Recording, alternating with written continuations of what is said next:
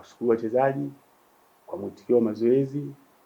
Wanajua tunakwenda kukabiliana na Yanga, timu kubwa, timu ambayo ina makocha wakubwa, wachezaji mapro wa kutosha. Lakini wachezaji wetu kwa mazoezi ambayo tumewaandaa nayo, kutokana na kuifahamu Yanga, hatujawapa vijana pressure. Tulichofanya ni kuwapa maelekezo ya jinsi ya kukabili strength ya Yanga na ile weakness ya Yanga, ili ikiwezekana wakiwa na concentration nzuri katika yale tulioelekeza, basi twende tukatoe faraja kwa mashabiki wetu wa Mangushi. Kama tunavyofahamu, Coastal pia ni timu kubwa katika historia ya nchi.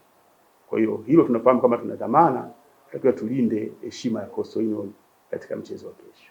Panapo majaliwa, mimi naombea Mwenyezi Mungu na naomba mashabiki wetu waombee vijana hawa waamke vizuri, kwa sababu tayari maandalizi yote tumemaliza. Hata leo tunakwenda kiwanjani tu kwa ajili ya kutengeneza hamu ya mechi, kwa sababu timu tulizocheza nazo za daraja la kwetu tunakwenda kucheza na timu kubwa. Kwa hiyo tahadhari tunaweza kuweka zaidi mara 2 ya ile tulikuwa nayo katika sehemu ya ulinzi.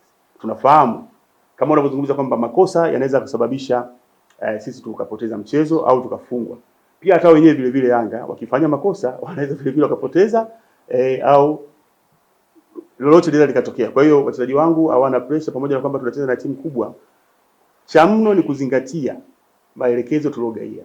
Strength ya Yanga iko wapi? Kama unavyosema kwenye speed, tunafahamu hicho kitu, na zile individual quality walizonazo pia vile vile tumejiandaa vizuri kabisa kuzikabili. Kwa hiyo usiwe na wasiwasi katika hilo.